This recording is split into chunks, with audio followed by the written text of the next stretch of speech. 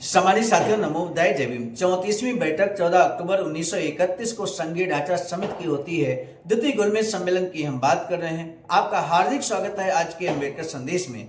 आज के अम्बेडकर संदेश में हम बात करेंगे आयकर की, इनकम टैक्स की। संघीय ढांचा समिति में ये महत्वपूर्ण मुद्दा। सम्मानित साथियों, हम जानते हैं इस बात को कि सभी शिक्षक, कर्मचारी, अधिकारी लगभग सभी इनकम टैक्स के दायरे में आते हैं। और ऐसे में जो साथी इनकम टैक्स अदा करते हैं, बाबा साहब के विचार इनकम टैक्स के बारे में, आयकर के बारे में उस समय क्या थे 1931 में, ये जानना हर अम्बेडकरवादी के लिए बहुत जरूरी है।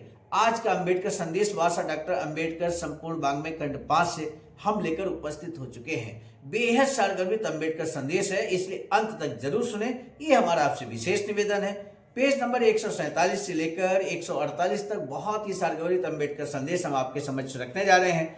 अम्बेडकर संदेश समाप्त होते ही हम पूछेंगे एक महत्वपूर्ण प्रश्न, जिसका जवाब कमेंट सेक्शन में देना बहुत जरूरी है।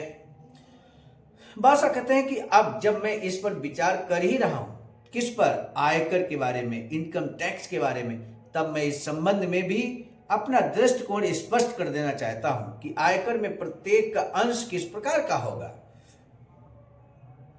प्रत्येक का अंश किस प्रकार होगा।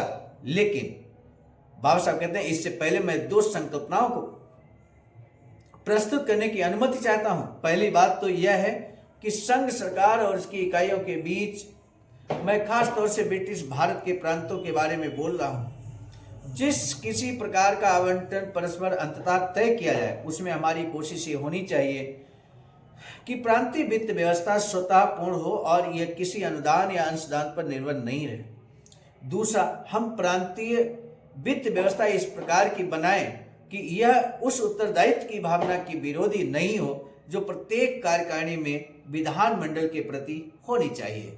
सम्मानित साथियों, 34वीं बैठक का बाबा साहब का जो स्पीच है वो अंतिम भाग लेकर हम उपस्थित हुए हैं और इसके बाद हम सीधे 35वीं मीटिंग की बात करेंगे। अध्यक्ष महोदय बासा से पूछते हैं, क्या मैं आपकी टिप्पणियों को सही समझा हूं कि सारी प्रांतीय समस्याओं को यथाशीघ्र सुलझाना सबसे अधिक महत्वपूर्ण है। प्रांतीय वित्त के बारे में जो सिद्धांत रखा उससे मैं सहमत हूं और मेरा ख्याल है कि आपका यही आशय है कि ये सभी प्रांतीय प्रश्न जल्दी से जल्दी सुलझा लिए जाने चाहिए। तब बाबा साहब जो जवाब देते हैं वो जानना हर अम्बेडकरवादी के लिए बेहद जरूरी है। बाबा साहब कहते हैं कि इन्हें सुलझाया जाना चाहिए। इन दोनों संकल्पनाओं के बाद महोदय, मेरा निवेदन है कि मैं आयकर के किसी ऐसे विभाजन का अनुमोदन नहीं करूंगा जिससे आयकर की दरों को निश्चित और उससे होने वाली आय को अपने और प्रांतीय सरकारों के बीच विभाजित करने का अधिकार संघ सरकार को दे दिया जाए। मैं चाहता हूं कि कराधान के आधार को आवंटित किया जाए। एक आधार संघीय सरकार को तो दूसरा आधार प्रांतीय सरकार को दिया जाए। मैं चाहता हूं कराधान जांच समिति द्वारा प्रस्तावित प्रणाली को लागू किया जाए। जहां तक आयकर के विभाजन का संबंध है, मैं चाहता हूं कि व्यक्तिगत आय प्रांतों को और शेष आय संघीय सरकार को आवंटित की जाए।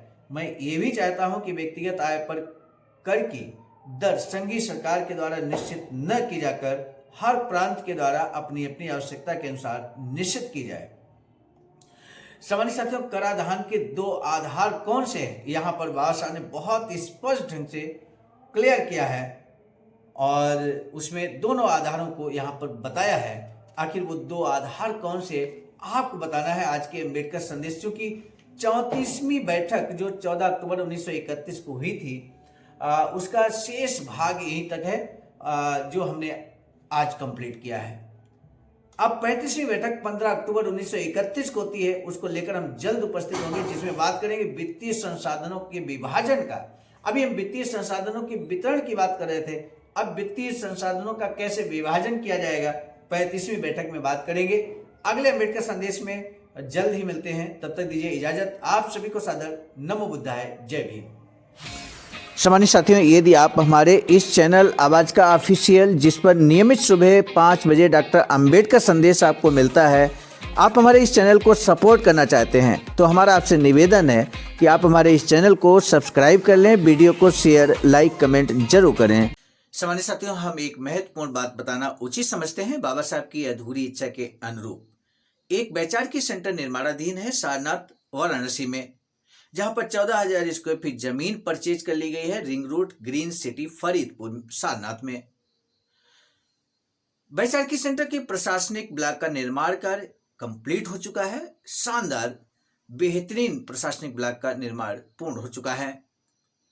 आगे अब मुख्य भवन को बनाने की बारी हम सबकी है और इस हेतु आप दिए गए अकाउंट नंबर पर अपना अमूल्य योगदान कर सकते हैं। आज का अंबेडकर संदेश हम लेकर उपस्थित हुए थे मिशन नायक बुद्धमित्र मुसाफिर सर, राष्ट्रीय अध्यक्ष आवाज का नई दिल्ली की प्रेरणा में, और प्रस्तुतकर्ता में मैं स्वयं सर्वजीत आर्य, राष्ट्रीय मीडिया प्रभारी, IIT सेल आवाज का नई दिल्ली। मिलेंगे नए डॉक्टर अम्बेडकर संदेश में, तब तक दीजिए इजाजत। आप सभी को सादर नमो बुद्धाय, जय।